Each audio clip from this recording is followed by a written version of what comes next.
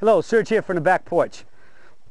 A while back we had some really lively discussions on the blog in result of a blog that I did about what is good wrist action, and that's no wrist action. How we keep the forward wrist, in my case the left arm, up here, and there's no wrist cocking, setting, or hinging or whatever. Because we know that a great part of golf instruction over the years has been in the old days when parallel was the vogue, which it still basically is. They'd tell you come up to the top of the swing and set the club at the top. Now when you set the club up there, what are you doing?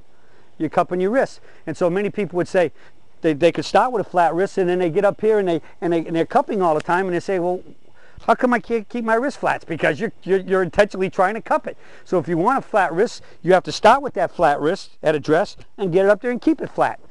So there were some really great discussions in that, and one of them comes here, right here, where Steve Smith says, I don't actively try to not let any hinging take place in the transition, but the muscles are pretty firm at that point, and I certainly don't try to let anything relax in order to create more lag.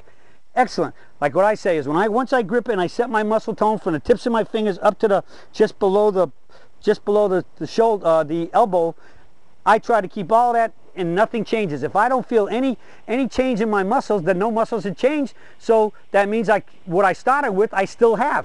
And that's how I focus on knowing that I really don't do it. That don't let my wrist change. I keep it flat. I just concentrate and sense on the muscles. And that's, I think, what Steve's saying here. Then he goes on to say, it might be possible to get an extra yard or two if I relaxed my hands and wrists and allowed more flex to happen, but not sure about that. And it would almost certainly be at the expense of control. Thank you. What's one of our definitions? Our first secret: golf's a game of angles. The fewer, the better. And that means if you start making angles in your body from what you started from, and then what have I always called the forward wrist, the left wrist for right-hander? The number one domino. What happens when the first domino goes? You push that first domino, they all go down, they all start falling. And so if you don't drop the first one, you got a lot better chance that the rest of them are going to stay up. So Steve mentioned that part about control. Fewer angles, the better. And that means, again, what we start with here, if you start moving your knees too much, your knees are starting to move laterally up and down or whatever, change your spine. Everything almost in your body is angles. That's why when you get in a good setup and you set your muscle tone, you don't change, you're going to be better off. So Steve then goes on to say, for me to get distance, it is not so much how much lag I have, but how well timed the release is on the lag. How well timed the release is on the lag. All right? That means we know that it isn't wrist cock that you hit a ball with, or flipping your wrist or whatever. It's the rotation of the whole arm connected to the shoulder, the ball and socket joint. The whole thing rotates. One of the drills I've often used is what I call the book drill, our clipboard. If you stand here and I just turn like this, notice that the clipboard's always staying perpendicular to the ground. And then it goes up. It's perpendicular. It's not over here. We're not serving pizza pies. And you serve a pizza, that right arm is up and down. Notice the triangle staying level. If I take that right arm and go like that, and I'm serving a pizza pie, the club is flat, laid off, and it's very likely deep, and it's causing you more turn, which is going to get it even deeper and get you more inside, which means you have to either come over the top to get back to the aiming line, or if you stay in from there, you're going to hit power blocks to the right. And so when you do this drill and you come up here and you come back down, it stays vertical and it comes in. So look it's the rotation of the arms and the ball and socket joint. Perpendicular, perpendicular. It comes down a little bit laid off, but then what happens? You can see right from here, I am not breaking my wrist coming through. And then after I hit the ball and I go through, then I'm going back up. Now, in the backswing, as you can see when I come in here, the forward wrist, my left wrist where the watch is flat.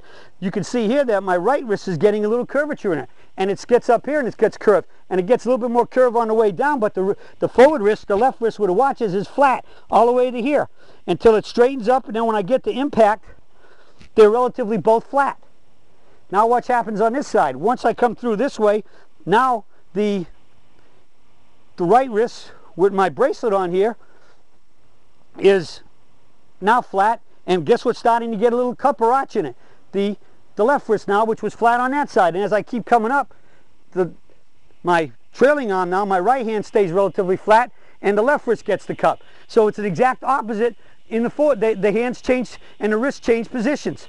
they changed the job they were doing or what was happening to them. So for every action is an equal and opposite reaction. And so we have to maintain that. And the key is I do everything I can to not let my wrist break. What's our motto for that? Good wrist action is no wrist action. So, as Steve says here, for me to get distance is not so much how much I lag, but how well I time the release is. Some of my longest drives that I have on video don't necessarily have the most lag. I have even less lag with iron shots, and that's what I hit the farthest in relation to what most people hit them. And this is a beautiful sentence. A death sentence for my game is not to keep the left wrist flat, and when I used to try to cock my wrist sooner or later, that would lead to bowing or cupping of the left wrist. As long as I keep it flat, I can get away with a lot of other flaws and still play a decent game. Good wrist action is no wrist action. And I guess to paraphrase Steve here, you start losing your wrist angles, you're just giving yourself a death sentence to hitting good golf shots. So to hit it more solid and straight, let's keep that forward wrist, if you're a right-hander, the left, or lefty, the right, keep that wrist flat throughout the swing, and you're going to start hitting it more solid, straight, and longer, and shoot those lower scores. Well, that's it from the Surge and Steve today on what to do with your wrists to hit better shots.